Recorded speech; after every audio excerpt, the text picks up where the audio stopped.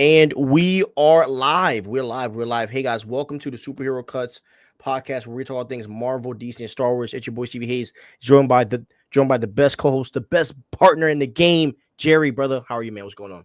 I'm good, bro. How you doing? It's been a good week, bro. Honestly, I feel like we've been texting a lot of Yeah. content. I feel like was going forth. I feel like we're having. I said last night, bro. We're having podcasts in text. It feels like literally. So it's been some dope combos. So I'm ready to talk about just the pod and just some stuff that we have going on.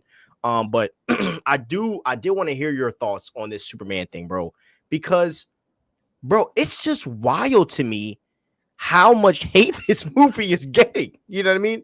Like it's kind of wild. So they dropped another trailer, and there was a scene as you see on our thumbnail here.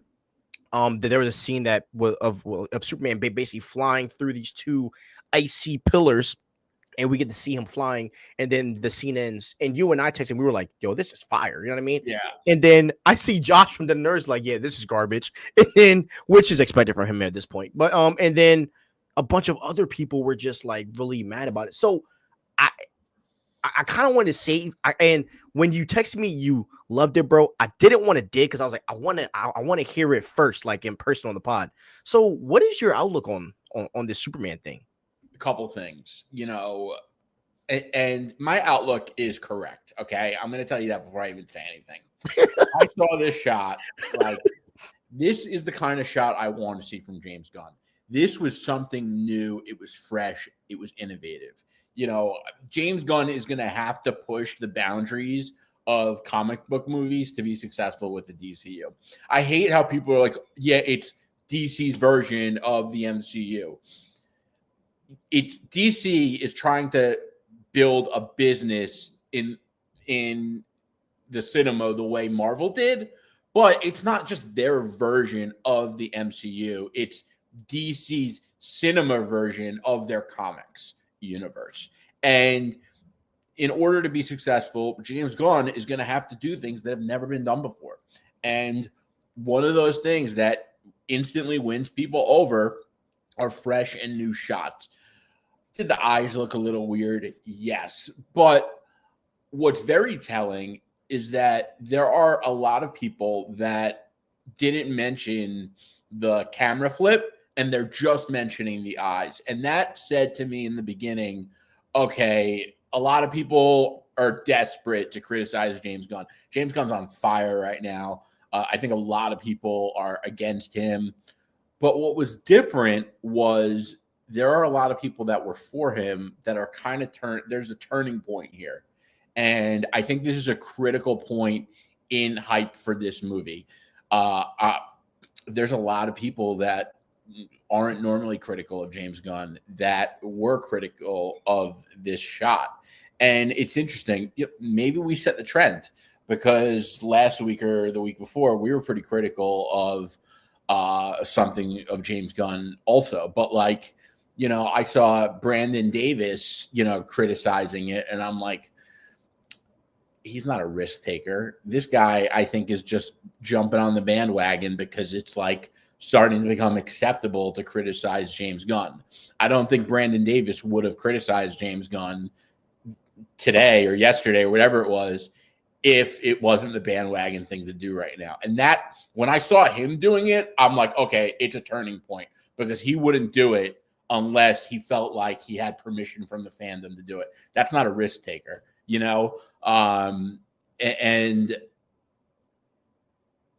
I'm kind of like let down, listen, I think it's important to criticize things. Obviously the eyes is one thing. But if you're just going to mention the eyes and you're not going to mention the camera flip, it was weird. But James Gunn, come on, man. You gotta, you have people out there that are dying to criticize everything you're doing. The eyes on this shot to me is like, you didn't do your due diligence. You're not crossing your T's and dotting your I's. And I think he has to fix things like that. And hopefully this is a learning lesson for him to do his due diligence on everything before this movie comes out. But pay attention to the people who would never give you their raw, honest feedback, because when they're saying something, it is the mainstream. They're not going to say something that's outside of mainstream commentary because they don't have the balls to take that risk. Exactly. And because we are the best in the game, we're going to break down this scene because the swagger of Superman, he could have flew around those two pillars, but he went right in between. Not that he only go in between, he did like a Top Gun. He's flying like a freaking like Air Force ship, you know what I mean? Or like an Air Force plane, you know what I mean? And the way he was fast and the way that the flip was just amazing. And I'm happy that he's kind of like, when he says, yo, we took a lot of, you know, scenes from Top Gun and did that with Superman.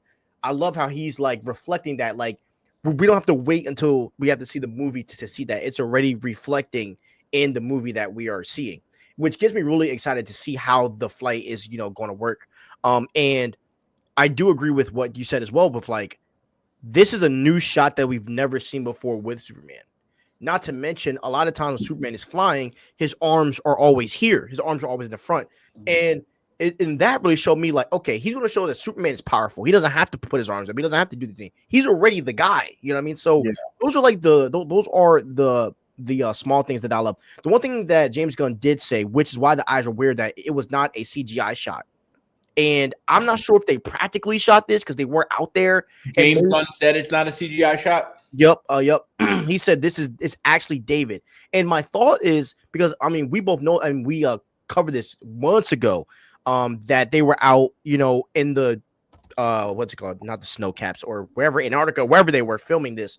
My thought is that maybe like snow got in his eye, maybe he flinched a little bit, but like, you know, but these are some things that could be fixed. And if this is going to be fixed, why are you putting out work that's not done? That's how I feel. It's like, why are you putting out work that not done? With that being said, bro, the fans have been so anal. Bro, I've never seen the fans this anal about a superhero character in my life. I know. You know, someone was even like, people are like overly critical because it's Superman. Like, nah, bro. And also, like, bro, we don't get that much Superman. So you don't get to say like, oh, everyone's always overly critical of Superman. Like, you can't even compare it. But I'm looking at the photo now, and I always notice when people are like, and forgive me if I don't have the right terminology. I didn't take a HR course on it, but you know, like I always notice when people are somewhat cross-eyed. Okay. Yeah. And I don't think he's not actually looking in a different direction. What it is his eyelid is the bags under his eyes and his eyelids are not equal. So it gives, if you don't look at the actual eye, but if you look at the pupils are looking in the same exact direction. Yeah. Yeah.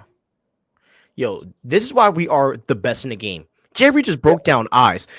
but we are, but it doesn't matter because when you have like such nuanced and detailed commentary, it gets lost in translation because the people that want to stick to a certain narrative will hold on to the easier narrative that's already spreading. It's kind of similar to Occam's razor, which is like this philosopher theory that the simplest explanation is usually the most accurate one. And you know, people usually use that when talking, you know, political discourse, which is a whole other story, but you get what I'm saying. It's like, yeah. It's like, you know, this level of detail, you know, if I was in a Twitter dialogue with someone and he's like, oh, he's cross-eyed, and I'm like, oh, but you actually have to look at the eyelids and this and that. Like, it's gonna get, it's get ridiculous. I totally understand what you're saying, and it's like, it's just funny because imagine if we were like this with Snyder's Superman. You know what I mean? It would be even worse. Bro. It would have been even worse. Yeah. And the wild thing is that, like, I thought the Batman was the worst for a while, bro. Because I was like, the Batman, when that suit, like, remember when they did that dark shot like it wasn't a trailer, but it was like a dark shot of the suit with the score. They dropped this in like 2020. They dropped this random dark shot of the Batman, and it was like in the early stages of the costume. And Jerry, it got killed, bro. It got, oh my gosh, it got destroyed so bad. I remember people just hating on Pattinson until that trailer. Yeah. At DC. And by the way, bring DC Fandom back, please. I thought DC Fandom was so awesome. But by the way, a virtual Comic-Con, I thought that was fire.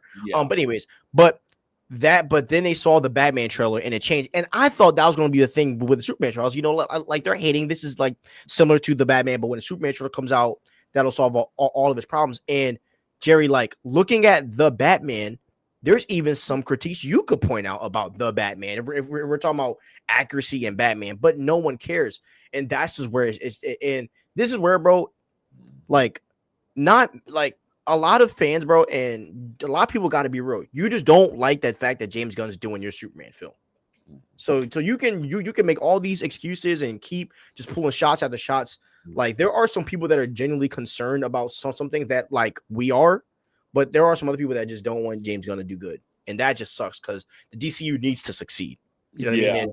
And having like it needs to. That's what like I wish people like this understood. You know. And Brandon Davis should understand that. Like he should understand that. Yeah, because I also feel, bro, like and I know you feel this way too, as voices of the community, right? There's just certain things that I won't like give attention to. Like there's a Mystique casting that I'm not even going to give that crap attention. Oh, I kind of wanted to. No, but like I'm saying like but I'm saying like I'm not gonna post that on my page because I know it's hogwash. You know what I mean? Like there's just certain things that I am not personally going to give my attention to nor feed into, and it's just like, bro, sometimes it's like, dog, like, you know, I wrote something. Gotta hop off, bro. You're gonna laugh about this, but I wrote something on some clown who I unfollowed over it. He posted like the image of the actor and next to Mystique, and he was like, I see the vision. And I was like, there is no vision. You don't see the vision. There is no vision. It's a fake rumor, you fucking idiot. Yeah, bro. Bro. People take it. If there is there's no valid source, then it's not real. That's just, like, bro. Yeah. When you see like some absolutely outlandish post and it's like Marvel updates, and it's like someone that's trying to look like they're affiliated with Marvel. Yeah, dude. You know? And it sucks because, you know, this one specifically went viral, and now you have like a bunch of people that are like, oh, that's a great idea. Like, no, stop it. Stop it right now. It's a horrible idea. Yeah. Don't do it. You know, as much as we need the DCU to succeed, we need the MCU X-Men to succeed also, okay? Yeah. So stop with this stuff. Yeah, bro. It is not, these movies are not made for you to push your propaganda, okay? They are made to honor the comics and to please fans.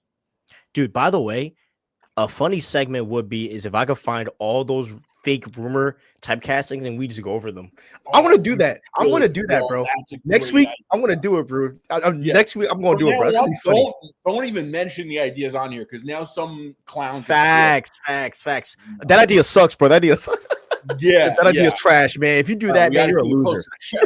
Yeah. I should have texted you that. Sorry. Yeah. You might see that. Whatever. We live and we learn. Yeah, right. All right, but yeah, the Superman stuff, like, you guys are knick-knacking at this point, bro. It's getting ridiculous. All right, let's see.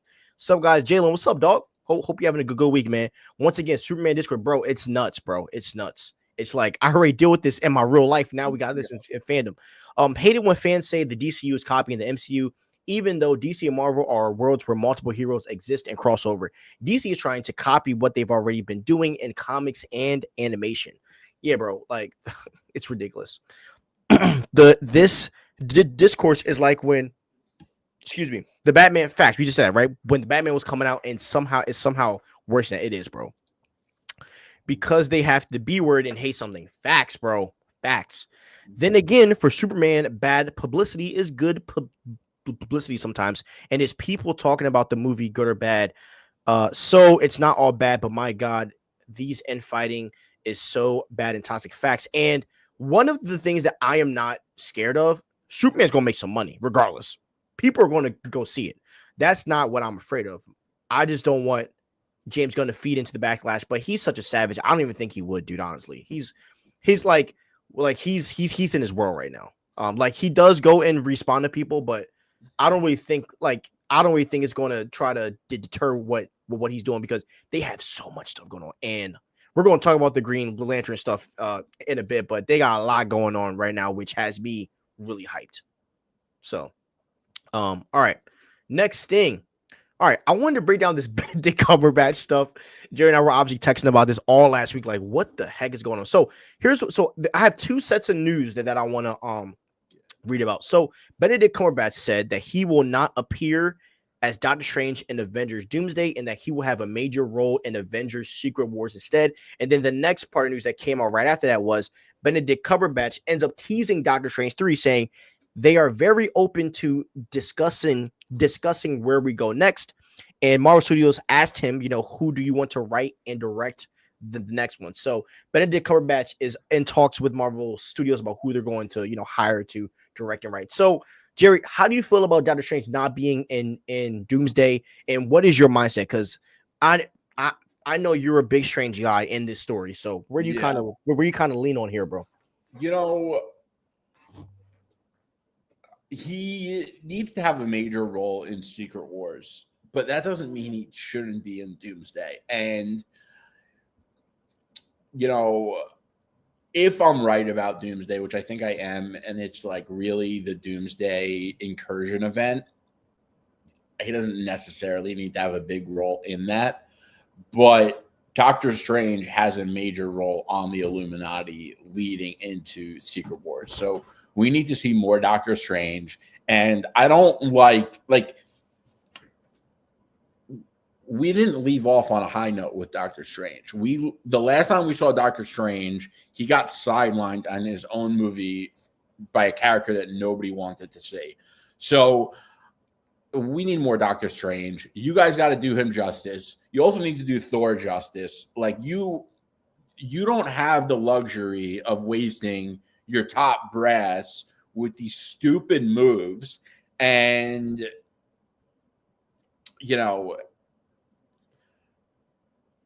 at the same time, you have to keep in mind that who didn't have a big role in Infinity War?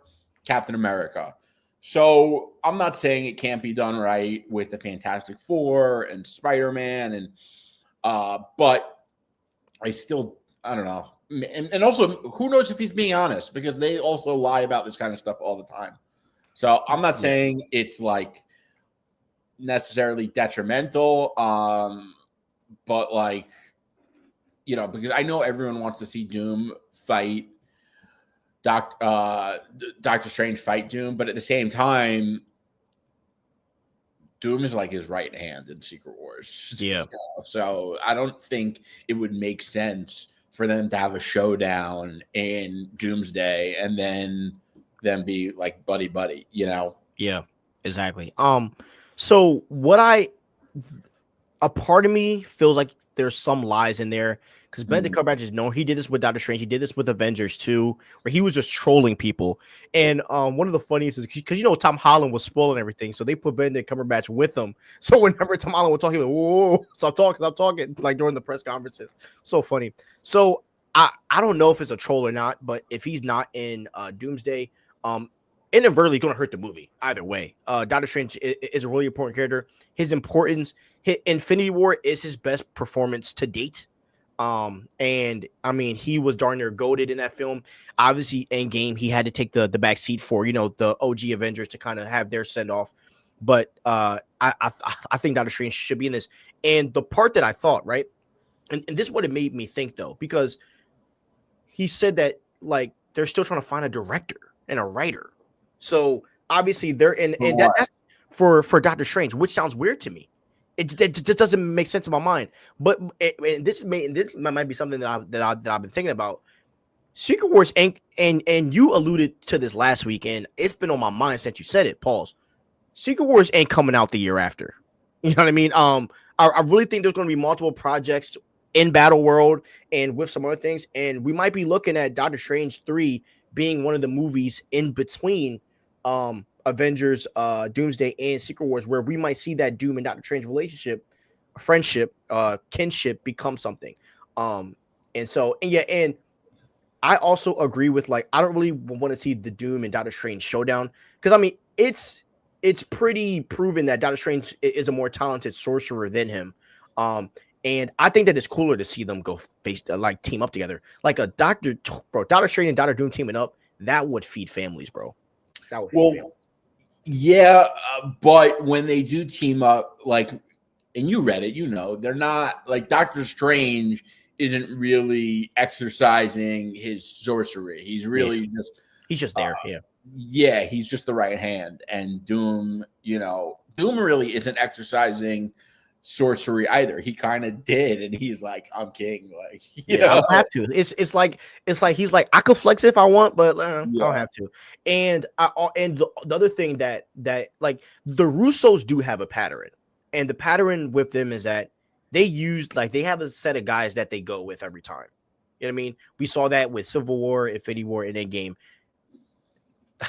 I think Benedict's going to be in it somehow. Like even if like there has to be some extra scene, and not to mention in Multiverse of Madness, like he was with the Illuminati, so there has to be some type of tie going into that as well. So because even though Multiverse of Madness was a mess, and I love that mess, you know, you can love movies that suck, and but I do think that like there was some cool stuff with the Illuminati that the Russos might be pulling from with that film.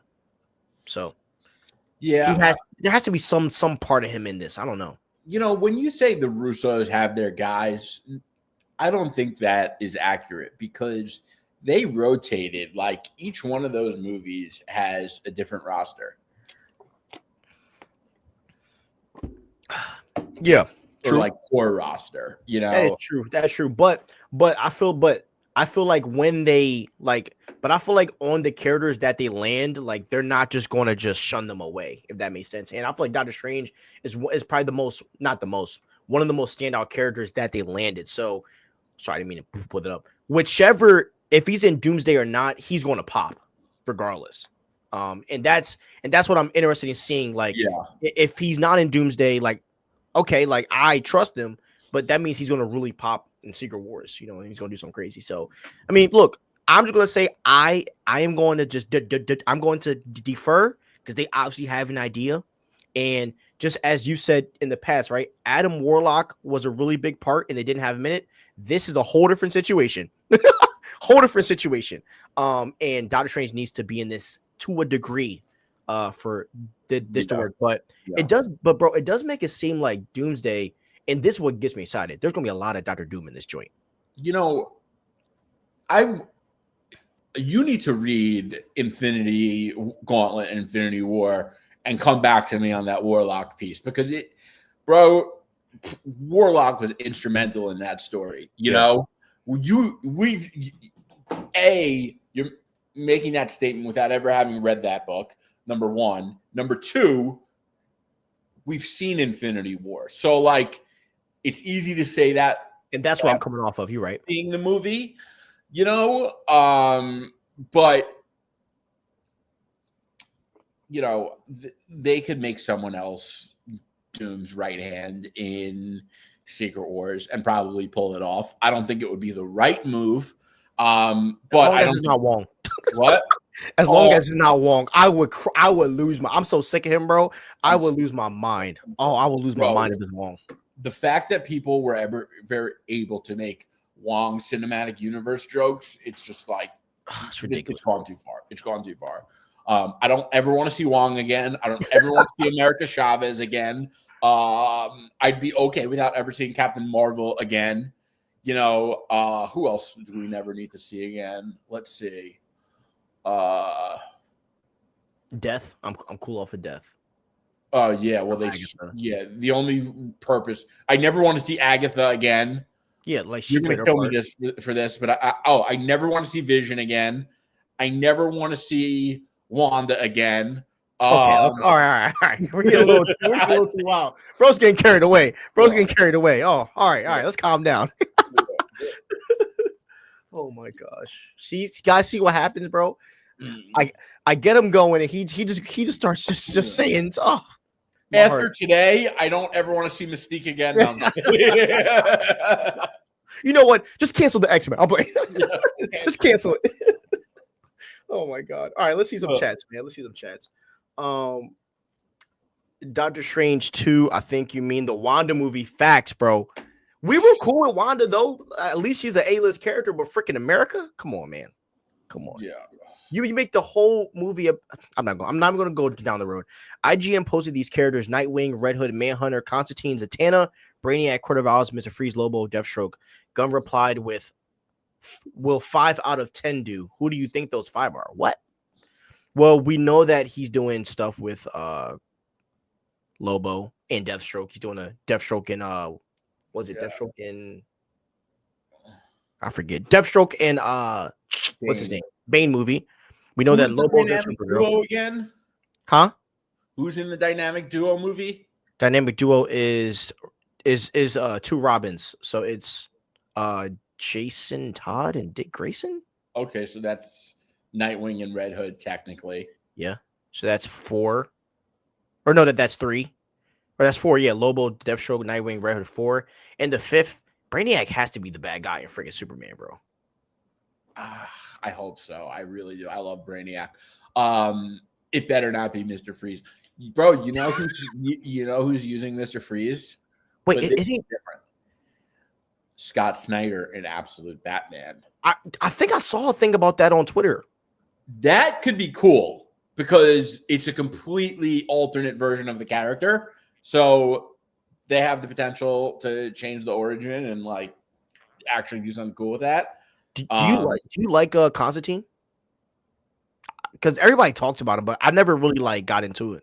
Yeah, he's cool. Like I never got into any of his solo stuff, but like I always enjoy him when he appears in a comic or in an animated movie or whatever. He's cool. I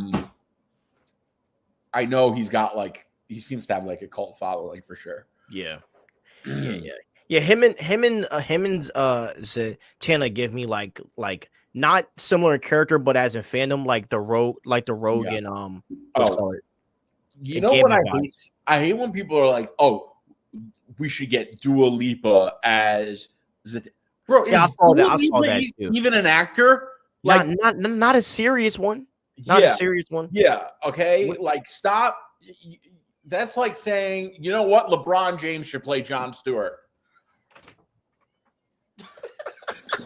Yeah, like it's so stupid. Yeah. Or Joe Rogan should play the freaking Penguin or something. Who knows? Yeah, exactly. Like, listen, I love Joe Rogan, okay, but he's not an actor. Facts. Okay, and I don't think like he would even agree.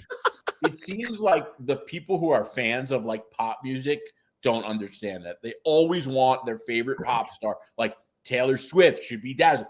Bro, Taylor Swift's not an actor. Okay, I hate to bring facts to your, but facts don't care about your feelings.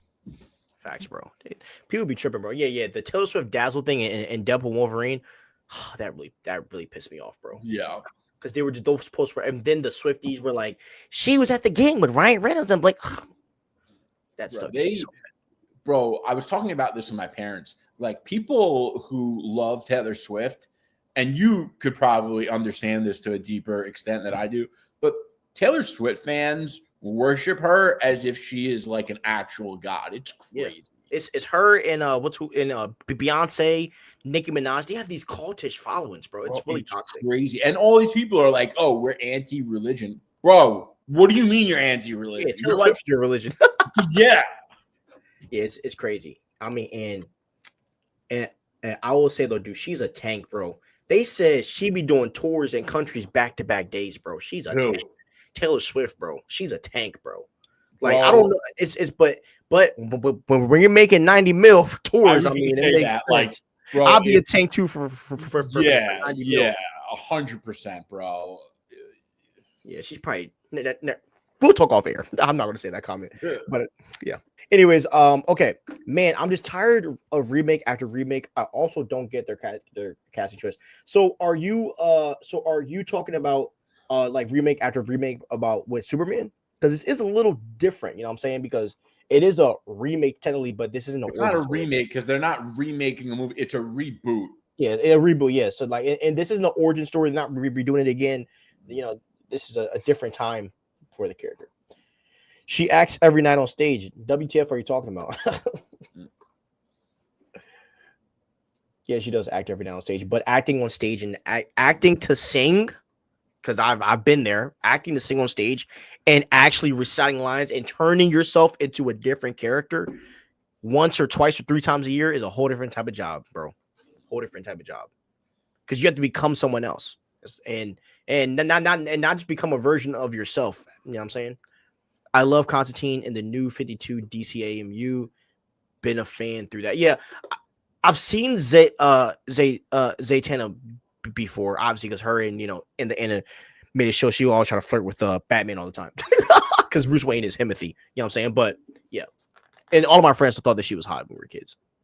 So, all right, now let's talk some video game stuff. All right, so there is a new Avengers game in development. Okay, now this is like this to me, bro, is really wild news because I wasn't expecting this, but it won't be related to the previous game made by Square Enix. Okay, so there was a Avengers game that came out a few years back. A lot of people were excited for it, and a lot of people hated it. You know what I mean? So I hated it. So, I hated it so much.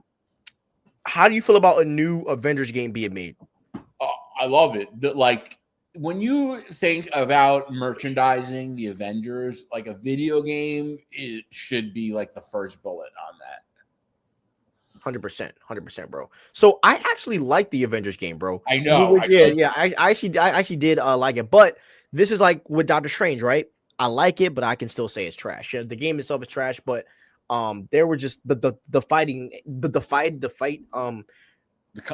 combat was trash. Yeah, I liked it, and the one thing I love was the shield throwing for Captain America was my favorite character to use, and the shield throwing was just unbelievable. You know what screams poor quality to me when I'm playing a video game? What, bro? When you attack an enemy and a number comes out of them. Like, yeah, I hate those type of games too, but I like anytime a number comes out of the enemy, I'm like, okay, this game is like poor quality. Yeah, that's also why I hated Gotham Knights as well. I hated Gotham Knights because of that. Gotham Knights was a big disappointment. It was so bad. Yeah, and it sucked because it's Court of Owls, so I really wanted to play it for the story, but I just couldn't enjoy it. Yeah, and the reason why it sucks is because like when you play the Arkham games, there's no level of villain. You just fight. You know what I mean? Because that's real life. You know what I'm saying? It's like a real experience. The Arkham games, like Arkham Knight was the ultimate open world game, and Spider-Man, totally knocked off the Arkham Knight system. And the first Spider-Man game was good. The second one was like okay. The Miles one was good, and even though the Miles one was way too short, and I know they said like it's not like a full length game, but they still only charged like $50 at the time or whatever it was. So that whatever. The Spider-Man games, I think, get a lot more praise than they deserve, and I hate saying this because I love Spider-Man, but like. Number one, they hold your hand through the game more than any other game. It's like the easiest game to beat on the hardest difficulty.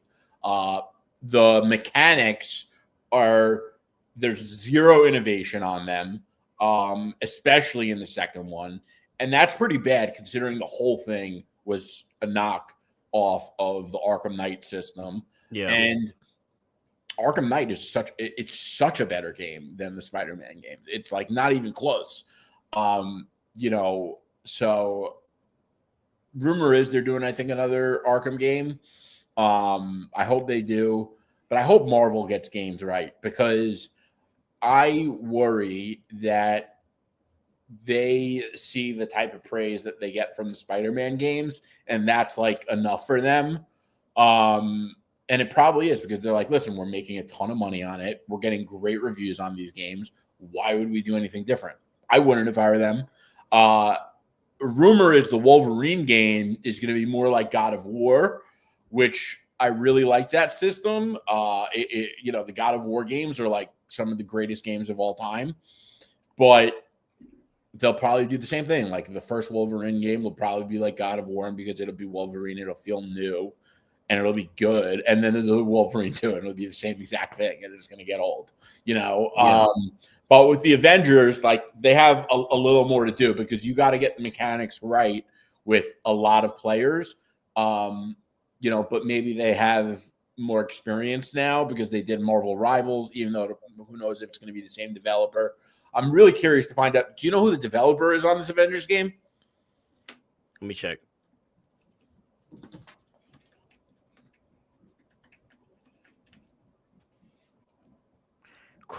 Crystal Dynamics is rumored. Crystal Dynamics brought Earth by Heroes of consoles and team based on 20. There is no company right now that is being talked about. It just says that Marvel is developing it.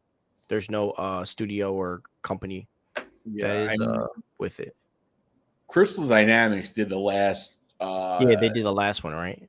No, the Earth's Mightiest Heroes brought to a team based. They did the last Tomb Raider trilogy, which was sick. Really? Yeah, those games are fire. Let's see what happens. Yeah, and I actually am hyped for Wolverine 2. So with Avengers, bro, the one thing that I want is because the one thing that the Avengers game did that I hated was the limitations. Because they promised us open world, but it's open world based on their limits. You know what I mean? And the one thing with Arkham Knight is you have a whole 2 cities to toy with. You know what I mean? And when you're doing Avengers, this isn't just 2 cities; it's the world. You're going to be going to Wakanda and all these other areas. I would love to see something where you're able to actually travel to Wakanda and fly there yourself and stuff like that, bro. And one of the things that haven't been cracked yet is space. Yeah. Why can't I find a space with Iron Man? Bro, it's ridiculous. You know what game was amazing? And I actually decided today that I'm going to replay it. What? Is Guardians of the Galaxy. Bro, that game is so fire. Really? So fucking fire. Oh, my God. It's so much better than Spider-Man 2. But, dude, you got to play it. It's incredible. The gameplay is great. The story is great. The graphics are amazing. And that one, they announced it's the time window between them announcing it and coming out was super short. No one expected it to be good, and it was amazing. You know what I always wanted? First of all, you're right. That's the kind of open world that they should do for the Avengers. Bro, I always wanted them to make Grand Theft Auto America. Open up the whole fucking country and make it multiplayer where, you could build your own cartel or gang or whatever and, take over cities, and you could go anywhere in the U.S. Yeah, that would be so sick. That would be crazy. Yeah. And honestly, they could just make one game and just keep updating it forever. Kind of like what Fortnite does. You know what I'm saying? Yeah. And that's why Fortnite stays in the game because they're not giving you a new game. They're just giving you a $9 battle pass every 4 to 5 months. There were rumors that Grand Theft Auto 6 was going to cost $100. I think they said it's not. I know people are going to hate me for this, but I was hoping they would do it. Take my money, bro. Yeah, it is, but that'll justify them to make the games better. So and everyone complains when it's you sell a $70 game and then everyone's got to buy it. I don't care about the skins. I don't really care what color my gun is. Okay, I have good gameplay. And that's the issue with COD right now is that they're not justifying why we should spend $70 on a game every year. You know what I'm saying? Yeah. So by the new COD, it's good, but they didn't do Ground War, which really pissed me off. It ain't the same, bro. It just ain't the same. So, but anyways, we really hope that this Avengers game is good. But we both agree they have to take it to another level, bro. They have to. Avengers was bull jive, and Spider-Man, as you said, Spider-Man, I think Spider-Man 1 is the go-to game for me. That Insomniac Spider-Man 1 is amazing. I love that game. I'll play that game. You think it's better than Arkham Knight? No, but I'm saying Spider-Man as a Spider-Man game is goated. It's the best Spider-Man game. Yeah. Arkham Knight is in a whole other tier of its own. I mean, It's just one of the greatest games of all time. It's like it's like God of War and Arkham Knight. Those are like my kind of goats when it comes to like games that are untouched. You did play God of War. I played a couple. Like, have you played? I haven't played the new ones. I've only played the old ones on like Oh, PS2 or PS3, whatever. You know what I'm saying? So you're I have, but I have watched streams of it. It's just like I just haven't had the time. But I will get around to it eventually. I'll get around to it eventually. But yeah, like there has to be like, I know God of War's goated. And because of you, now my feed is all Metal Gear Solid. So I've been watching a lot of Metal Gear Solid gameplay. Where those are the greatest games of all time. Yeah. So yeah, it's just funny, bro, because you've been giving me some MGS stuff from time to time. It's funny how my feed is like starting to become freaking Metal Gear Solid. I'd be laughing. And all these they're getting popular again. Like the announcement of the new one, and the Master Collection or whatever they call it. Like people are hyped over Metal Gear again. That's your favorite game of all time, MGS? 100%. No, not even a question. Bet. All right, let's see some chats if they talk about they comment on this Avengers game. Let's see what they say. Hunter Iggy, what's up, dog? Hope you're doing well, my man. We have a new watcher off of Twitch. What's up, bro? Welcome to the chat, bro. Welcome, bro. That's pretty cool for Wolverine. Just hoping it's gonna have the same gore as the first Wolverine game again, bro. I haven't played that Wolverine. I haven't played it, but I've seen like the clips going viral, and X-Men Origins was awesome. Dude, I know so many people hate on that movie. By the way, that movie is fire, bro. What? That movie slept on. That movie is fire, bro. I wouldn't be surprised if there's going to be a Deadpool cameo in the Wolverine game. That'll be funny. That'll be kind of cool. A Deadpool game will also sell a lot of money. It probably should cost $100. Facts, bro. Watch it be Lego Avengers again. Ha ha ha ha ha. Yo, if that happens, I'm gonna crash out. Metal Gear, hell yeah, I need to get back into it. Okay, let's go. I feel like an X-Men game would be very easy to make if you somehow remove Jean and Storm from the story because they're too powerful. Yeah, but a lot of them are too powerful. You got to nerf a lot of them. Yeah, I'd rather be nerfed. Let's see. I'm late to the stream, so I'm catching up behind the live feed. Thank you for bringing up the eyelids. Mine are the same way thanks to a baseball injury when I was younger. I just have a puffy eyelid. Well, you look like Superman now, bro. It's not noticeable unless you're staring directly at a close-up of my eyes. So frustrating to see the hate is getting because it's just a natural face. LOL. Yeah, bro, that's a great point. And most faces aren't perfectly symmetrical. Like it's like the odds of a perfectly symmetrical face are so rare. My face isn't perfectly symmetrical. Yours is probably more symmetrical than mine, but mine isn't perfectly symmetrical. And I'm going to zoom in on you. Yeah, you're definitely not perfectly symmetrical either. You know? Yeah, look at my eyes, bro. They're like two different sizes. Yeah. See, exactly. And it's a super close up of the guy, and he's like flying through space, and people are like, "Oh, well, the eyes like." It's like, bro, you just can't win, dude. You just can't win. Yeah, you just can't win. All right, so sorry, he doesn't look like Kylie Jenner. Yeah, yeah, like come on. Yeah. Okay, now the same way we had an honest conversation about Superman, we got to do this with Captain America: Brave New World. Okay, because we are leaders in this honest conversation, and we are leaders in this because you guys gotta understand, we never want these movies to fail unless if it's like agenda driven, but like we never want these movies to fail or die or be, we want these to be done right. So it's time to have the conversation because on our last video, we got just blasted by a lot of people about our takes on Captain America: Brave New World. We got called woke. We got called a lot of things when we're far from that. We're like the furthest thing from woke. Yeah, which is and we were just laughing about it. Like, that's crazy. We just don't like there are other creators out there whose thing is politics and entertainment. Our thing is entertainment. We're talk to politics when it has to do with the content, or maybe sometimes even more if we're like really frustrated. But our thing isn't politics. So, we also are really excited for this movie, and we don't think it's a woke movie.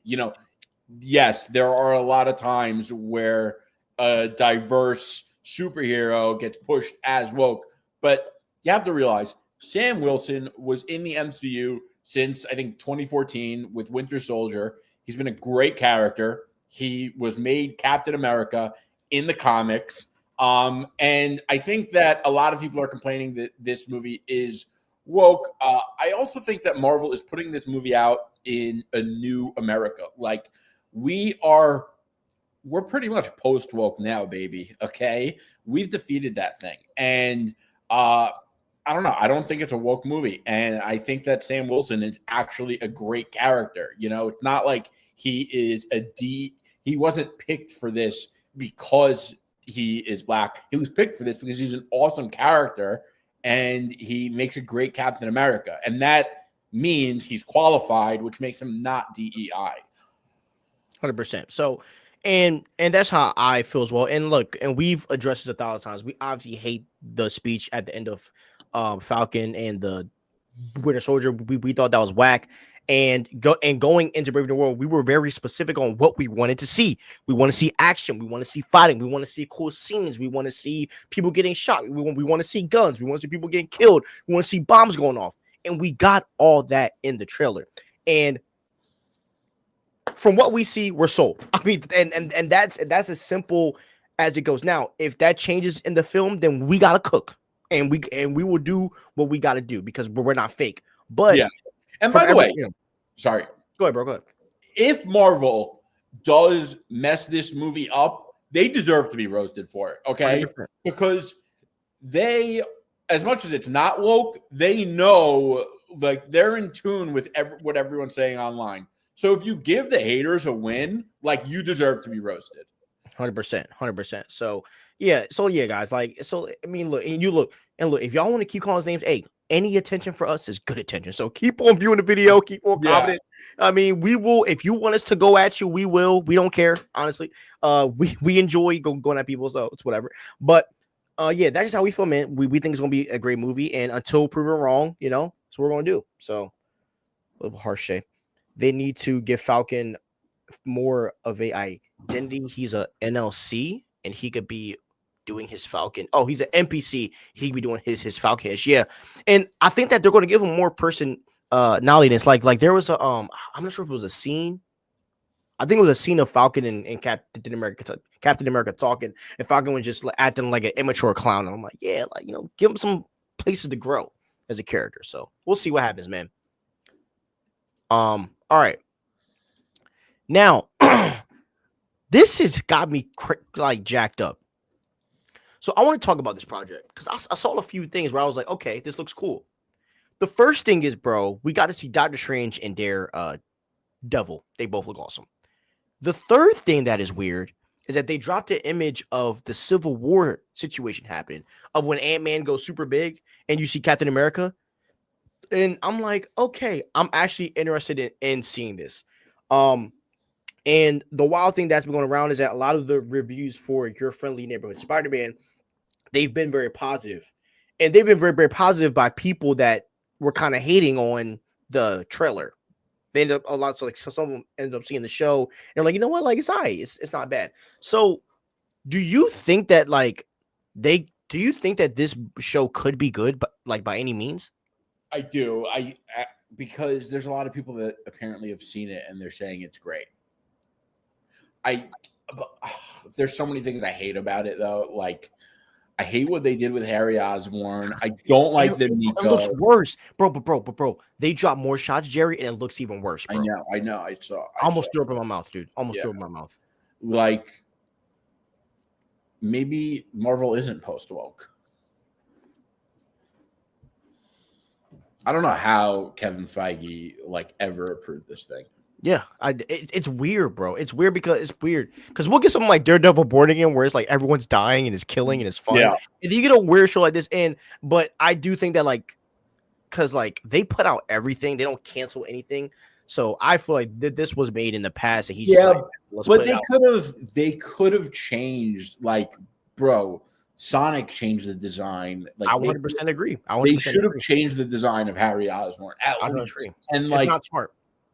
Yeah, and Nico from the Runaways, what's his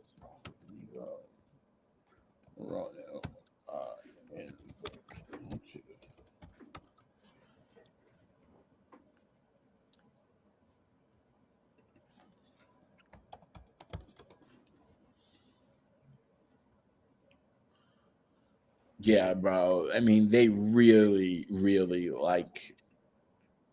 Yeah, exactly. So I mean, yeah, and like, and look, right? They could just not focus on these characters at all, and they cannot be based, and maybe that is the case, but Bro, this is the first time you're seeing Harry Osborn in the MCU, and that's what I'm saying, bro. Well, it's not telling the MCU, but because this is a whole other Earth. But regardless of if it's an other Earth or not, why not just honor the character the way that he was created to be? And I don't care that he's black, but it's like you want to do representation, but make him look weird. Like, you know what I'm saying? Make him look fly, make him look dope and cool. Like, bro, when I look at Miles Morales, bro, he got swag, bro. Miles Morales is cool, bro. Like, give us some swag. So that's my whole thing, right? I'm not a big fan of that. But other than that, I think that I do think like seeing the black Daredevil costume is dope. And bro, I was shocked that Charlie Cox is voicing him. I didn't even know that, bro. So that's crazy because and the other wild thing is it just shocks me that Tom Holland didn't sign on to do this. There had to be something like behind it that he was like, yeah, like I'm good. But you guys know where I stand on that. It's interesting because I don't think he didn't do it for the reasons that we're not happy about the show. Oh yeah, for sure. But I still want to know why. Like, why did you not do it? Because I mean, Spider-Man. You know what I mean, maybe because he was slated on and then he just hopped off. Maybe it has to do with scarcity and access. Like he didn't want to do an animated thing. That I could see. And obviously it worked because he's a lead in the freaking Nolan film, which might be his greatest performance of all, which will be his greatest performance of all time. This will put him in a class with goats. Nolan is the GOAT. Say it. Oh wait, a filmmaking? Yeah, I can say that. Making. Okay, movie, yeah, bro. I can say that Nolan got bangers. I told you, Tenet is one of my favorite.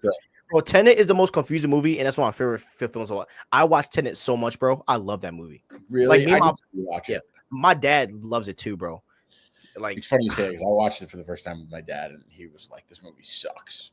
Really? Yeah. My pops loved it, but my dad loves Oppenheimer, bro. That's me too. My dad loves it too. Jam. That's his jam. Yeah. By the way, Sopranos,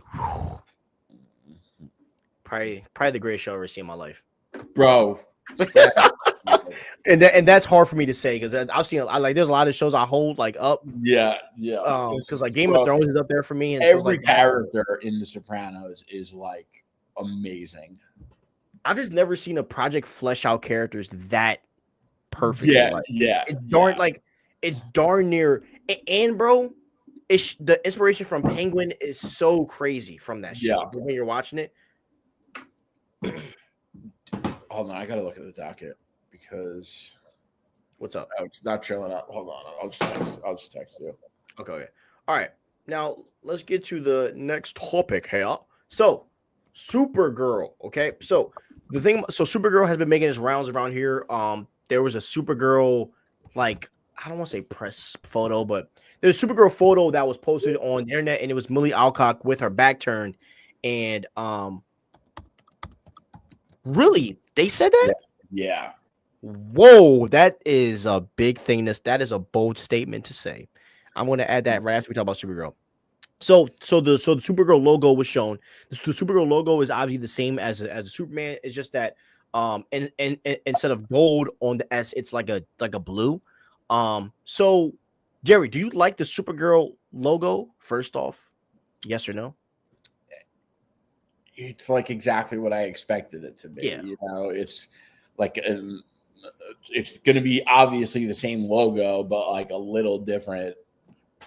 Yeah, and I was kind of looking at what fans are saying. Fans are like excited for it. Like, you know what I mean? It's less negativity than Corn Sweat, obviously, but but fans, it isn't like fans like don't care. Like, oh, like it's cool. Like, you know, I can't wait to see it. But a lot of people are hyped for Lobo. Yeah, I knew that would happen. Yeah, and I think a lot of people are going to go there to see Jason Momoa play Lobo. So that's going to be fun. So you didn't watch the Supergirl show, right?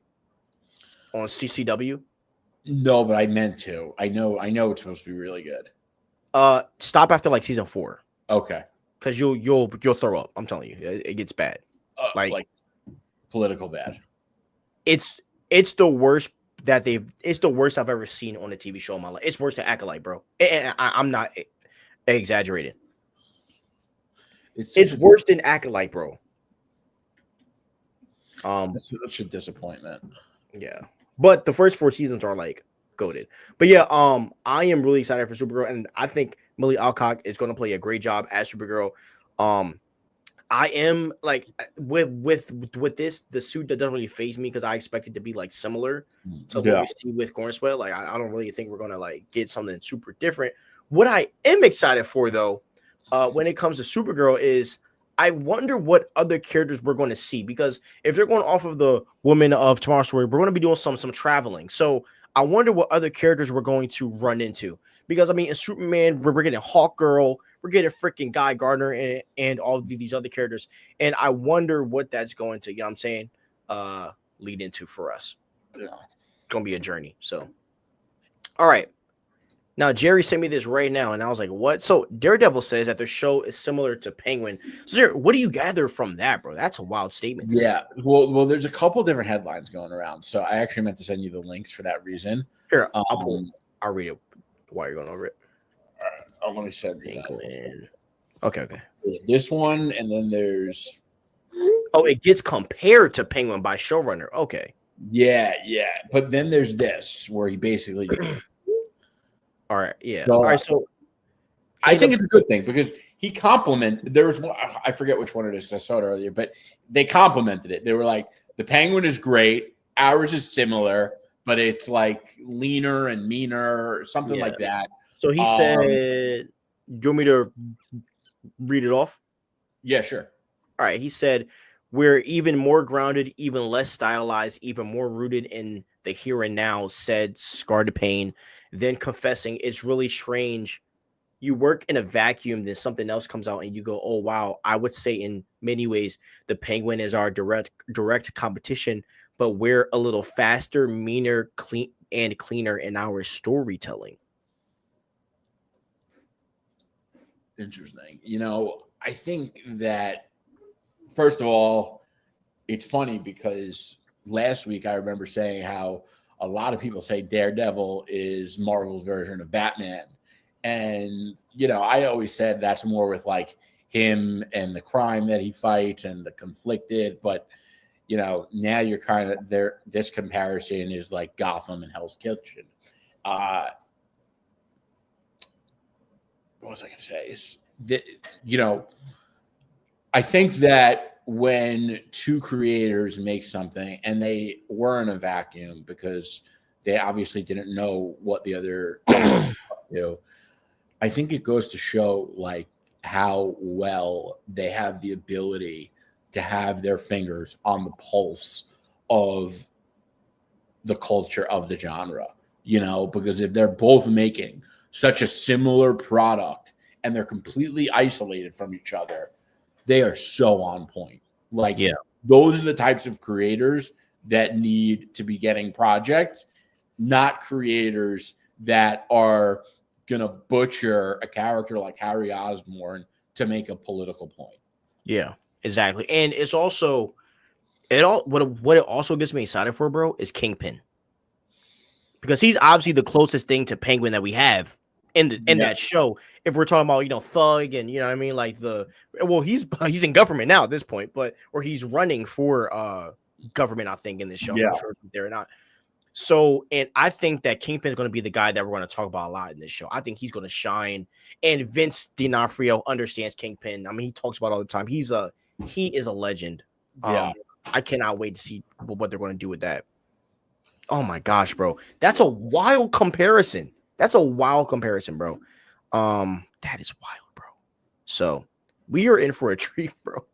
And I mean, bro, not to mention the Punisher's in this, which is a whole other thing that not even. And there's already set photos of the Punisher and Daredevil in their suits on a street fighting. So, dude, this is gonna be sick.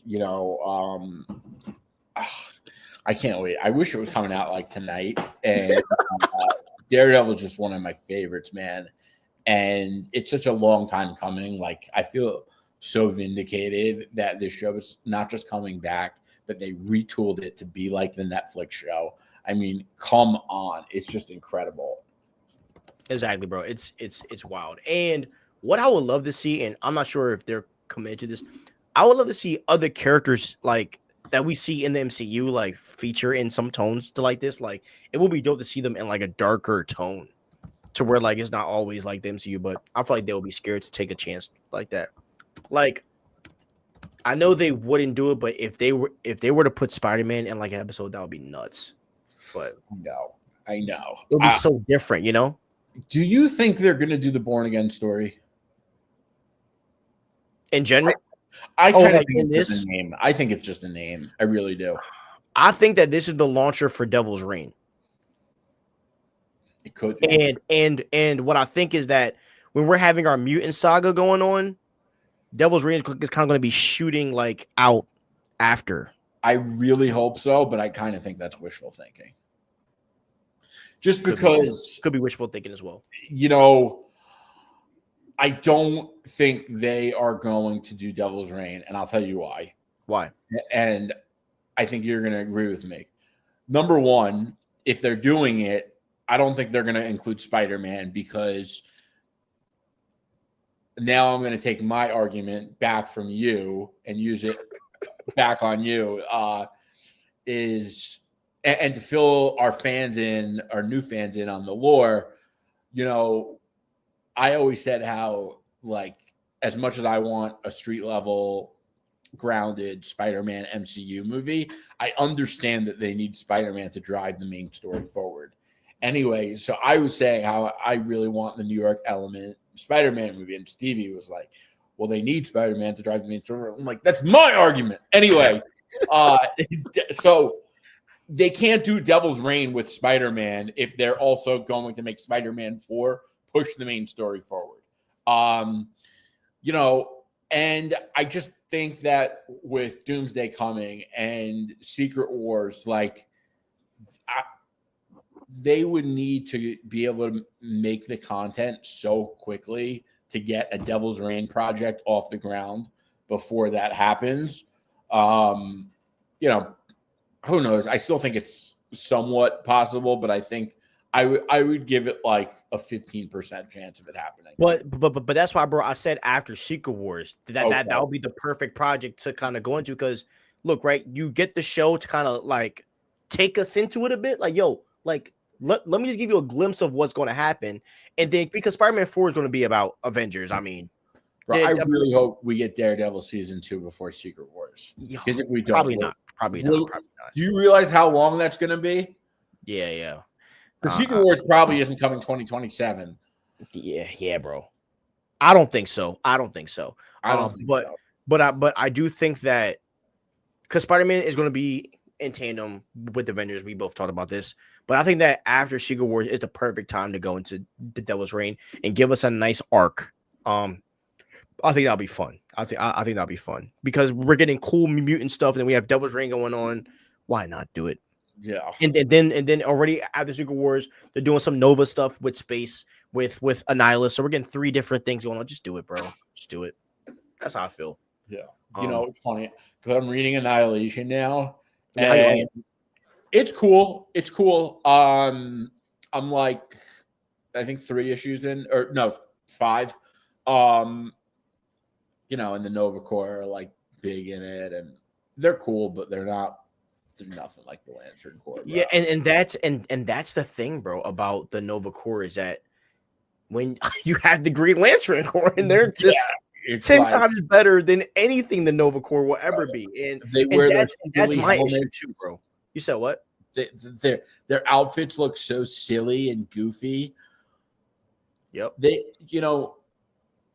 Sometimes they don't change costumes like as much as they should.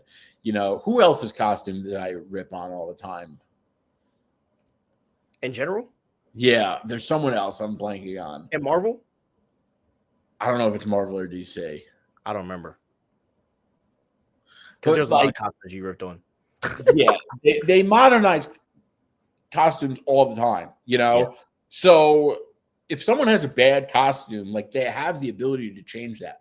Bro, Batman's first costume had purple gloves. Okay, you know they did pay a really nice homage to that in the 0 year Scott Snyder. But like, you know, you look at the original Batman costume and like the purple gloves, it looks goofy, you know, but that was in, you know, way back when.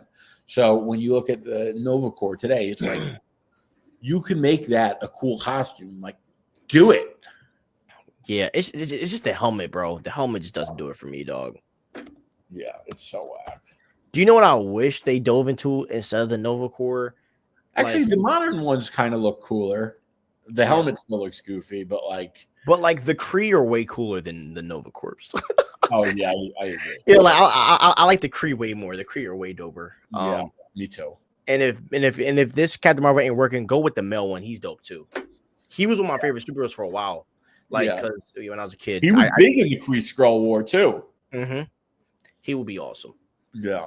Marvel should have been the one they went with first, but topic for another day. All right, let's see. Marvel has like 4 Batman, elbow, Iron Man, Black Panther, Moon Knight, Daredevil, and to an extent Spider-Man. Do you agree with that? Oh, never mind. He's off camera. He will be back, y'all. But yeah, they are. I would love to hear why you say to an extent Spider-Man. Like there are some similar things between those two hungry, but why would you say Spider-Man, bro? I would love to hear your take on that. This is late, but my only issue with Cat Brave New World is the rumors of Betty Ross and Amadis Cho appearing are true. Then I will be mad because at this point I'm watching a cat movie disguised as a Hawk movie. So what I've heard is that the main villain is the leader. And that the leader is kind of orchestrating a lot of things behind the scenes, and that's who Captain America is really going after. And that he's in that the Red Hulk and the character that Giancarlo is playing are kind of like the barriers to get there. So I wonder how that's going to play out. You know what I'm saying? So we just got to see what happens there. But if they do another and this is what I also wanted to talk about too. The serum thing is getting a little old. I ain't gonna lie. How many times are we going to go down this road? So I hope that like the Brave New World isn't just about, you know, the super soldier serum, which I don't, but like we got that in Civil War, we got that in Brave New World, we got like it's been a thing forever. Like hope is not just gotta evolve. Yeah, bro. Like it's good. Like if they focus on that so much, this movie, because obviously he's gonna have a level because you know Thunderbolt Ross is turning into the Red Hulk, but like let's not abuse that. Oh. Sorry, do this one. I want to. There's something else we should add to the docket. Which one? Wait, this comment? Red Hulk screen time.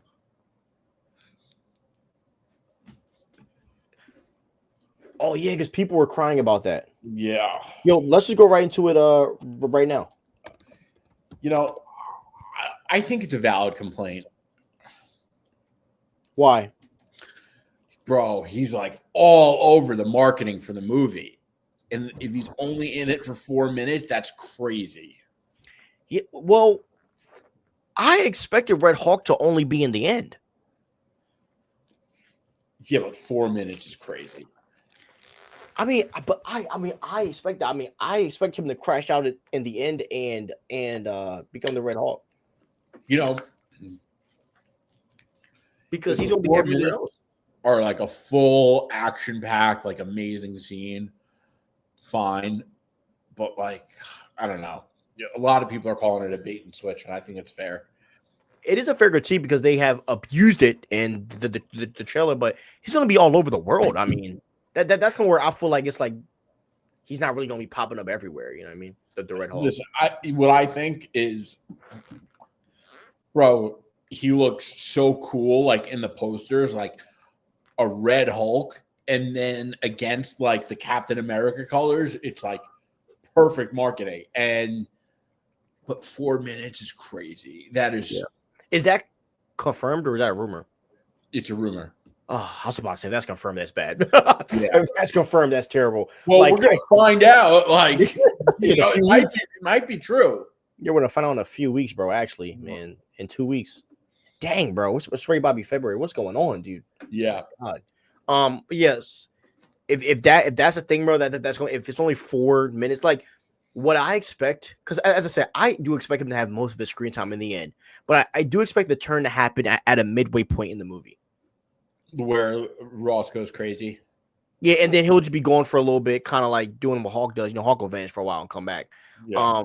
Something like that. And then because and I think Sam, that's one thing Sam is going to go to Tema Island, do all that stuff. And then when he comes back, he has to fight the Hulk. Yeah. And then that'll take him to the leader, Giancarlo's character is probably going to get yeeted by the Red Hulk. Most likely. So we shall see. What's also interesting to me is that this movie has a shorter screen time, runtime, which so did Deadpool and Wolverine. I don't know if Marvel's like going on a down, but they were trending up on screen time for a while. I mean, like they were between 2 hours and 20 to 2 hours and 45 minutes for a while. I mean, only like one or two movies got to the 2 hours and 45, which were Wakanda Forever and what was the other, Eternals. But the 2.5 was like kind of standard. Maybe that's part of their course correct that they think that's like the right way. I don't know. We're going to find out in the next couple months because, who else is coming out this year? They got the Thunderbolts, which I could see that one being like a 2-hour movie also. But then there's another one. There's another 2 movies, right? Yeah, Fantastic Four. That's the last movie of the year. I think that movie's gonna be like 2:30 for sure. Yeah, I do too. Yeah, I think that they're picking and choosing because I actually think the Deadpool Wolverine short runtime works for them. I agree. If it was longer, it would have been too much dead space and too many jokes. I mean, too many stuff firing off. I think fans would hate it. 100%. And I think with Captain America, I think it's safe. You do a 2-hour film or 2-hour 10 or whatever it is. You make it action packed and you just point the story to the next thing. I think it's smart on their part. Also, you have to keep in mind, like, a lot of the times we want the 2.5-hour movie because we love the movie. We want more of it. But when you're like, think about all the kinds of people that went to see Deadpool and Wolverine. And you think about like a kid in high school who just loves Marvel movies and he's like into it. He doesn't read comics. He doesn't really care about the comic lore, but he loves the Marvel movies. And then he's going with his friends. So he brings his girlfriend and the girlfriend's friends. And the girlfriend's friends, they've maybe seen like 2 Marvel movies. They can enjoy a 2-hour Deadpool and Wolverine. Yep. But you do 2.5, and now they're like, okay, this is boring. I didn't like it. And now they all walked out and they're like, wait, Marvel movies are actually cool. So, you got to keep that in mind. It sucks that we have to make sure those kinds of people like these movies too, because their interests in these movies are very different from our interests. But we do want these movies to be successful. So, and that is a great point from a business perspective that you just talked about, that a lot of these studios make their money on the rewatches. Right. So, I mean, that would make sense. Like it's the fans like us that try to drag our families back to go see the movies. Right, you know what I mean? Because, which MCU movie did you see the most time in theaters?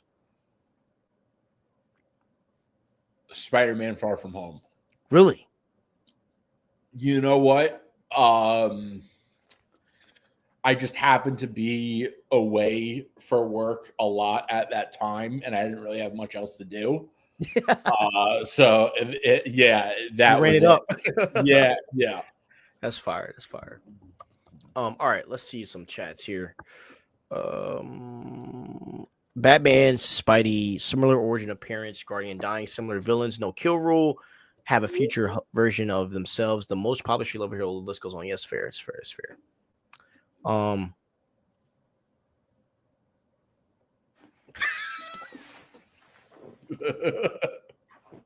It is what it is, bro. Yo, Jerry, you're funny, bro. Oh my god. Hope the movies, because now I'm like envisioning. Oh, you're funny, bro. You're hilarious. You're funny.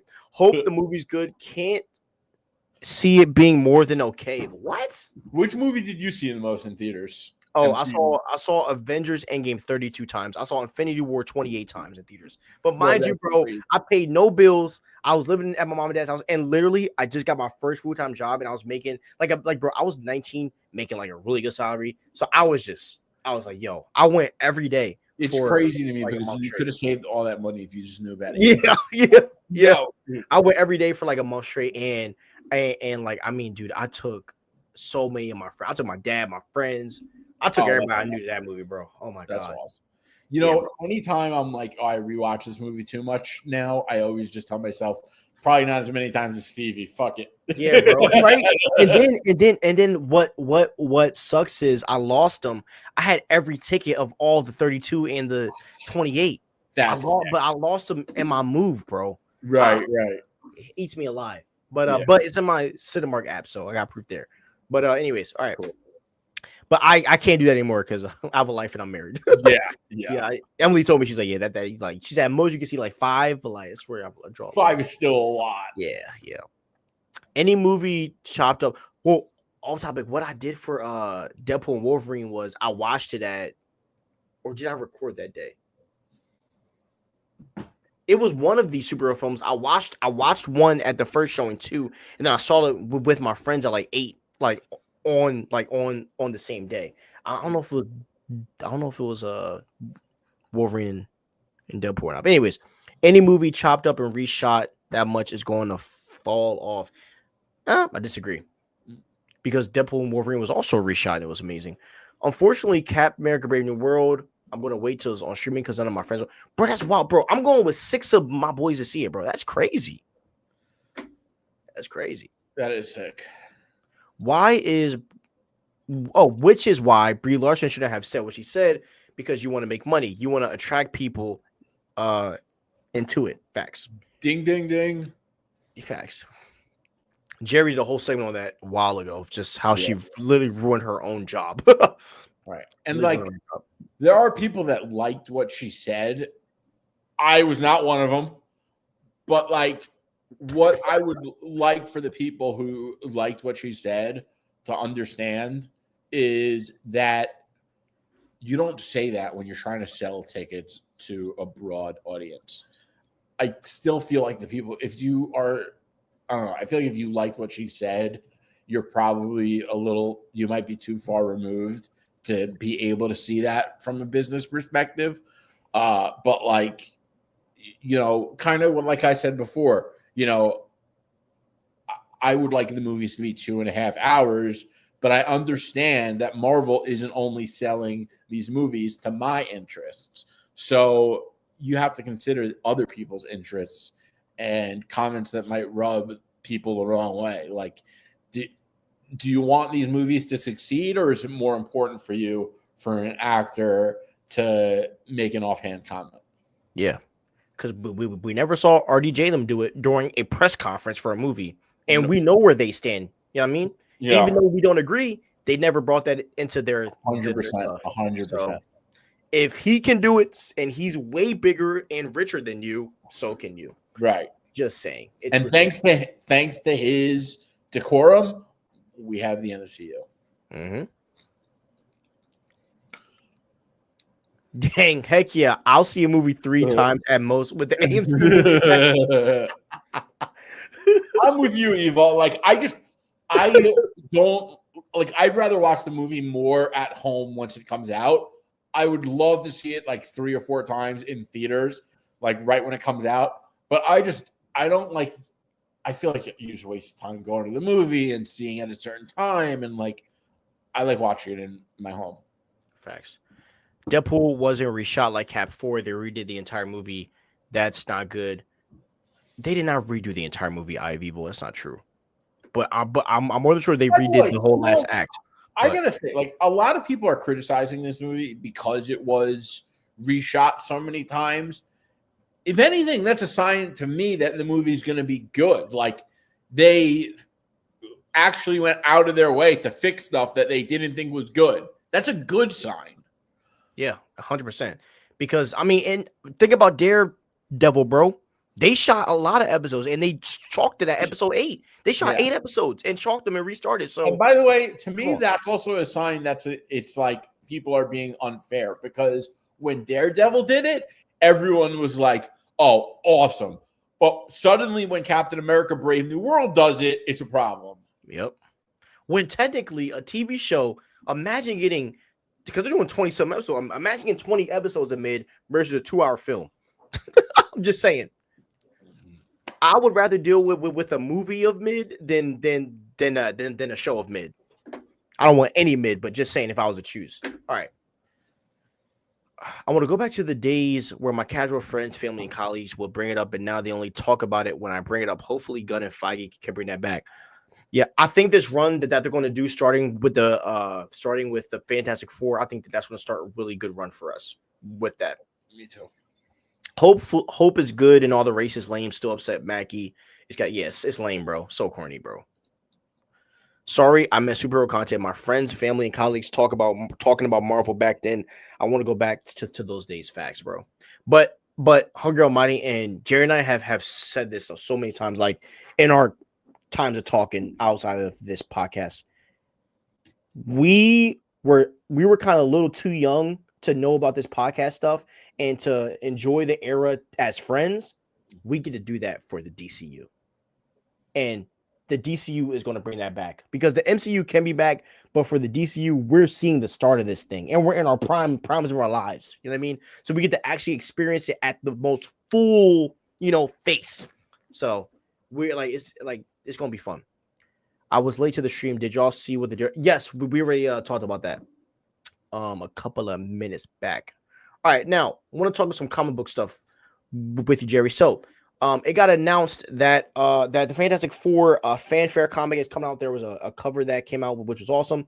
It says each issue will spotlight a different member of the team and new tales that are perfect for longtime fans and new readers. A limited series will feature stories from the iconic creators, old and new, including Jonathan Hickman, Dan Slott, Chip Zdarsky, and more, releasing on my birthday, May 7th. So how do you feel, bro, about the Fantastic Four fanfare? Oh, it would be dope. Chip Zdarsky and Hickman, obviously, my favorites. Chip Zdarsky do a Fantastic Four run? I feel like he did. I think I Googled that. I forget because I was Googling earlier. Bro, you know what was sick that he did? I feel like I read his. By the way, speaking of Chip, you're the reason why I have Failsafe saved in my cart. Bro, that shit was so sick. Yeah. Anyway, about that. Sorry. So yeah, no, this would be dope. I think it's cool that they're trying to provide like a new, accessible entry point for new readers or longtime fans. I don't really like.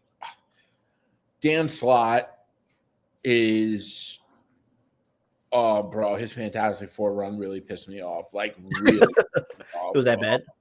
Yeah, bro. His, the first couple issues, I'll get into that after. But, first of all, if you want, like, an easy, like, accessible entry point into the Fantastic Four, what you should do is read the Fantastic Four life stories. So they only have done this with Fantastic Four and Spider-Man. I've been dying for them to do it with other characters. There's a rumor I think they're going to do it for Wolverine, but they kind of did, but whatever. Anyway, it basically what they did is they take the character. So with the Fantastic Four, and in 6 issues, they go through the entire history of the Fantastic Four, but they do it in like a modern real-time version. It is so sick. It's one of the coolest things Marvel's ever done. The Spider-Man one, Chip Zdarsky wrote. I forget who did the Fantastic Four one, but both of them are incredible. So if you really want to like get super experienced and like knowledgeable on the Fantastic Four really quickly, that's the best way to go. I'm not saying, I think you should probably read the fanfare run too, because that's probably going to be more in line with the versions of the characters that Marvel wants you to be familiar with for the MCU. It sounds like this was more geared towards their MCU movie. Dan Slott, I feel like he has dirt on someone at Marvel because he always big deal projects, and he's not it, bro. You know, like, dude, Chip Zdarsky and Hickman are like two of the greatest writers of all time. And Dan Slott, listen, some of it's good. Don't get me wrong. He did do the Spider-Verse. He did do Spider Island. He did do Superior Spider-Man. But, like, he also was the guy behind Parker Industries Spider-Man. You know, he was on Spider-Man for 10 years. And of that 10 years, like, most of it was trash. And when he did Fantastic Four, like, it was just every issue was just like this big over the top like stakes, but you didn't even care because the story was so bad. You know, and he like criticizes fans for criticizing him when like everyone has the right to criticize him because his stuff is just trash. But Chip Zdarsky and Hickman, and listen, Dan Slott, it's not like he's never written a good comic. He could write a good comic, so hopefully his is up to par. He's probably got a little pressure on him because he's like, well, now I'm working with the big boys, the Darcy. So I got to make sure my book doesn't stand out like a sore thumb, you know? Yeah, exactly. What did you read of his that you said you... Okay. I read, I'm about to pull it up. I got it right here. Hold on. Here we go. Well, I read the Spider-Boy stuff. Oh, okay. Because I got, well, remember when I hit you up? I think I hit you up about that before, and I told you that I read a couple, and you were like, don't read that. yeah. And so then I did not end up reading it because you were like, yeah, bro, like that Spider-Boy stuff is legit trash. And then I ended up reading like the first couple of like issues, bro, and I was just like, this is trash. Now, all right, so on my Marvel Unlimited, Dan Slott was parading Spider-Boy around like it was a big win for him. Okay, so I read Brand New Day. Bro, that's so crazy. You read Brand New Day and you didn't read JMS. Okay, well, we gotta understand, bro. Like, so, all right, so basically, right?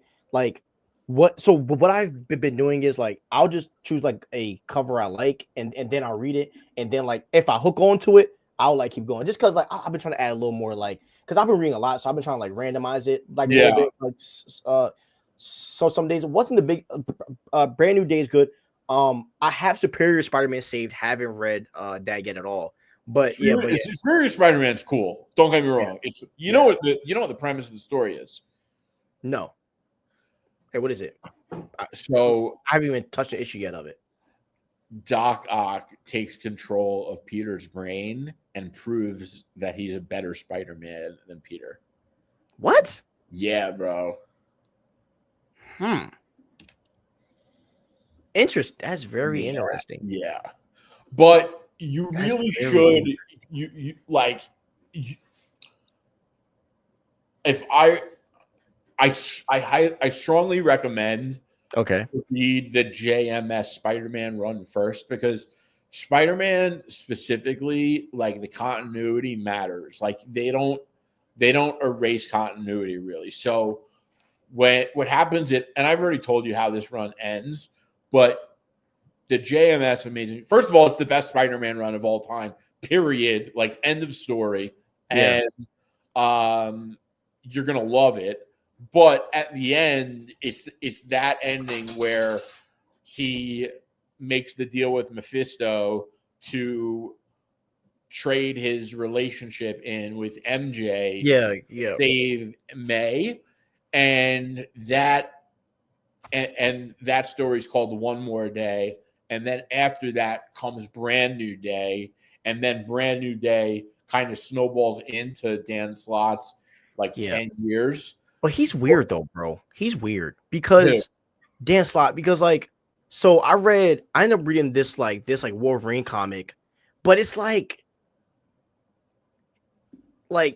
he's not the main writer on like a lot of stuff, but like he'll feature on a lot of like comics, if that makes sense. Yeah. Like, you know what I mean? So when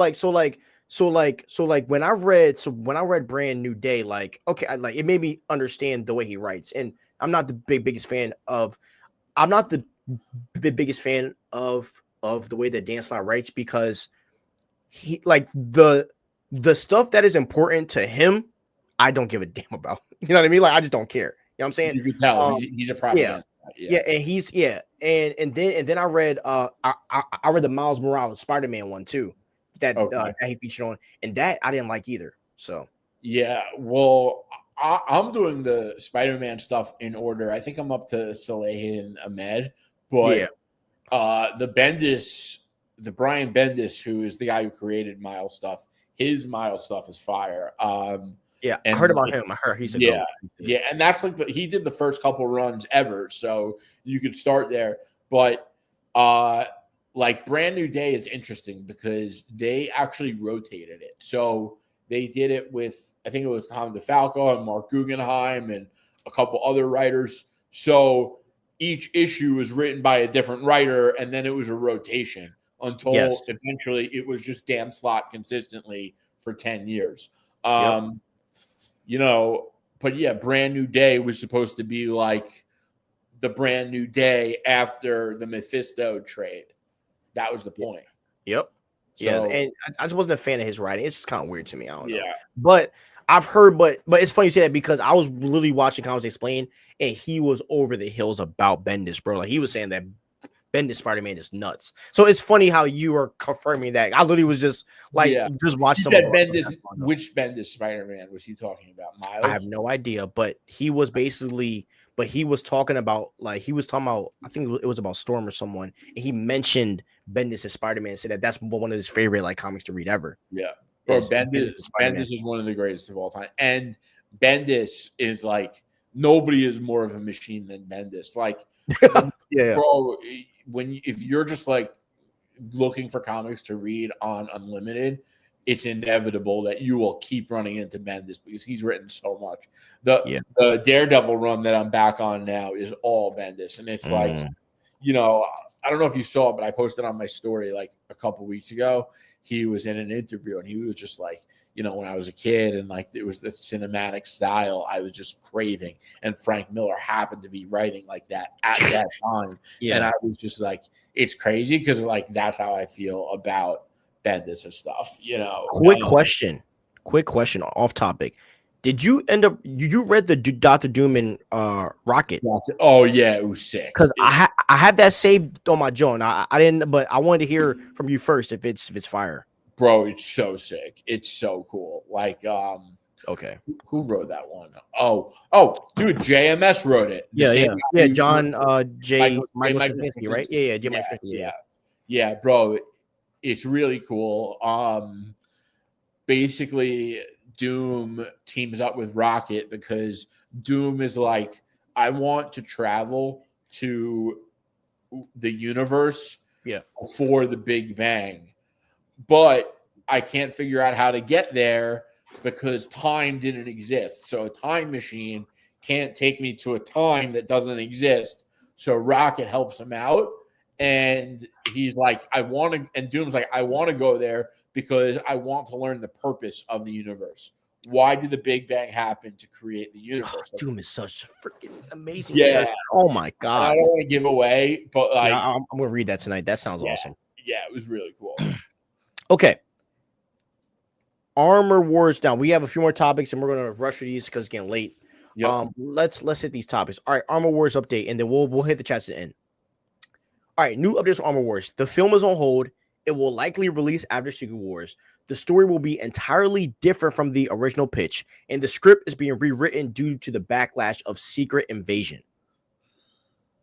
So Armor Wars looks like it ain't happening. That's what I think, because I think that they're going to get so deep in the MCU with the X-Men and all that, they're going to forget that Armor Wars is even a thing. And where I'm at, bro, if Tony Stark isn't in it, I don't want it. I want it. I obviously I'd prefer to have Tony Stark in it, but I love the idea of the MCU telling a story about military and commerce. Like, I think that could be really cool. Okay. Now, I saw something that I didn't give a lot of attention to, but it was somebody's suggestion for Armor Wars. They said, what if you involved characters like what if like Yelena Belova or like a John Walker got armor? Like they they were basically saying like, why don't you include like another team of like people in this film for them to get armor and stuff like that. Yeah.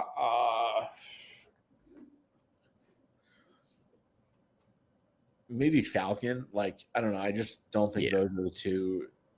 They're probably better candidates to check that box than Yelena or U.S. Agent. Yeah, true. All right. Yeah, I mean, I'm not really tripping over it.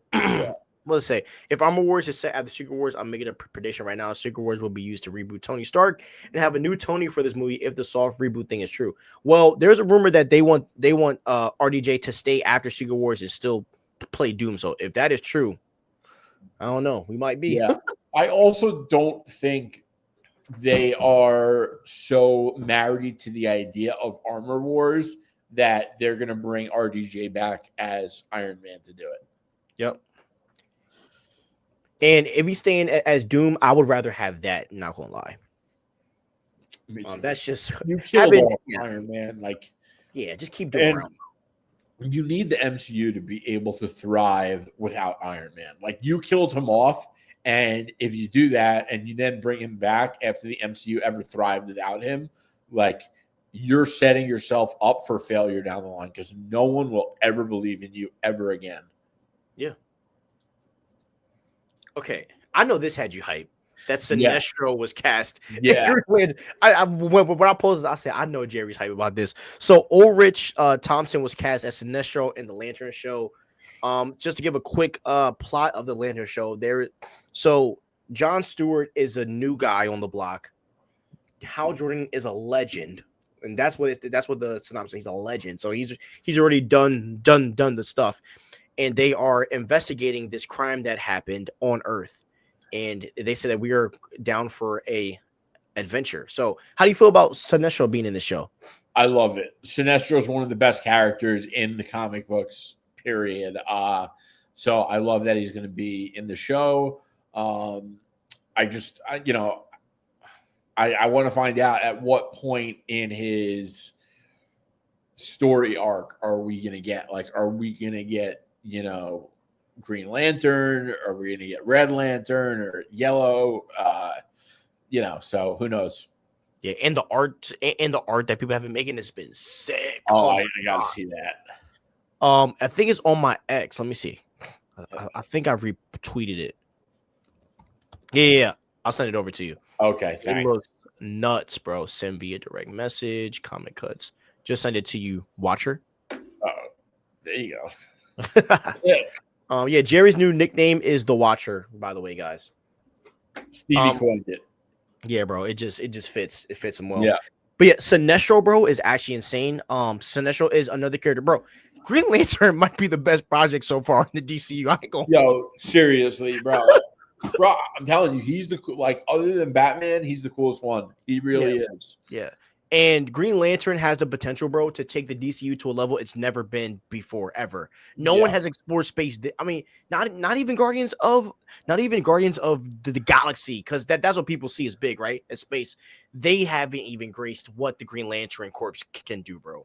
Like this whole Oa lore is gonna be crazy, bro. Yeah, and people aren't expecting it, and I think that's the kind of success. Like, when people who aren't expecting to love the Lanterns the way they will, when they realize and experience this, people are going to go nuts for it. Yeah. Like, I'm telling you, and it's going to be something special to experience. And bro, the producer said, this is the best script she's ever read in her life. Wow. So she said, the best script she's ever read, bro. I got to find out the release date. I'm looking it up right now. Yeah, and camera testing starts tomorrow, actually. It says HBO 2026. It's supposed to release. They don't know exactly when, but yeah, it's supposed to be right after Supergirl. I know that for sure. Yeah, it says it's supposed to be released around the same time, and that's coming out in June of 2026. Okay, so yeah, it's like a year and a half. Yeah, I just love how they working, dog. They working, bro. Yeah, they ain't playing really games. Are. They ain't playing really games. are. And that is the one thing too about Marvel that I hate is like we get these castings, but bro, they're gonna be old by the time they start filming, dog. Yeah. So I'm happy that James Gunn is jumping on it and they're pause and they're really trying to do something out there. All right, I'm gonna skip this one. Okay, let's go to the Russo Bros because I think a lot of you guys probably want to hear our opinions on that. Okay, so it says this: the Russo brothers have reportedly signed a new deal with Marvel Studios to lead several projects, including the upcoming X-Men movie. How you feel about the Russo bros being the ones to lead the charge with the X-Men, if true? I'm not like completely against it, but I think that they need other directors to make their larger crossover movies. Otherwise it's going to end up feeling redundant and stale. And we need these things to be constantly innovating and feel fresh. And I think you need a different director to breathe fresh air into the new mutant era of the MCU and not the Russos. Interesting take. You see, I disagree to an extent because I think that I knew you were going to disagree with me. You know how I knew? Because I knew that you already knew what I was going to say, and you wanted to. I had a rebuttal, so you didn't have to say, I have rebuttals. Let me hear what you're going to say." Bro knows my game. Yes, he knows my game, bro. Wait, so you knew I already had a reason in my head? 100%, 100%. But you know what? That's how confident I am in my argument. And I promise you, bro, I don't have a rebuttal. I promise you, I don't, bro. This time, I'm not. I ain't gonna lie. With Batman, I had mad rebuttals. Like, I had like 6 of them. Yeah. But this one, I promise, this is not a scripted rebuttal. Okay. This is off the dome. Okay. So I. that you will never let that down for the rest of this podcast. That rebuttal thing. Yeah. And now even my wife gives me crap about it. Okay. Anyways, that's hysterical. Yeah, she was like, "What nice rebuttal." I was like, "All right, shut up." All right, so yeah, when y'all meet, I imagine you guys are gonna have a fun joke about that rebuttal crap. Okay, here's my thing about the Russos and the X-Men. See, I kind of see this as number one. Like, it is very hard in film, or let me say this: it is very hard in when it comes to superhero movies to have all these multiple characters being juggled in a film and to make it work well. And that's why, like, when it comes to the X-Men failures, I do shoot some bail to those people, to the people that did them in the past, because I feel like they were trying the best that they could, and it's been very hard to juggle them. I think the Russos are the first guys to get it right, to where we got, and actually Joss Whedon was the first one to do it right. But the Russos perfected what Joss did. Right, and I think that when it comes to that standpoint, I think the Russos are the perfect guys to start it and lead it. Now, this is where I come in, right? Or this is where I have a opinion. I would love, my dream is if the Russos do the first one, but they let other people come in to do the next one, because I do take the wording of they will be leading several projects, and we know that they have already been producing a lot of stuff. I would love for them to maybe be like producers for some of these films and to bring in someone else to do the X-Men, where like they laid the foundation of what they want, and then they bring somebody kind of like, and that's even what I think James Gunn is going to do with Superman. I don't think James Gunn is going to direct Superman 2 if that happens. I do think someone else is going to come in and do it. So I hope that's kind of the plan, because if they're leading several projects, it just doesn't make sense for them to do every X-Men film, you know what I mean? And do every film. It just doesn't make sense at all. Right. No, and I can respect that. That's a good take. I still think it would probably be like if they could get someone who's talented and capable of doing the first X-Men movie, but at the same time, like getting the X-Men right, like that's a tricky, and it is difficult to do it with all these big characters. Like there's a lot going on. So there's probably is some risk to go with someone who isn't battle tested the way the Russo brothers are. Yeah. I do hope this though. I want Bodamayo to be the writer. And that's what sucks because no one understands it like that guy. He gets it, bro. And he's such an idiot. Like it's just like he has it.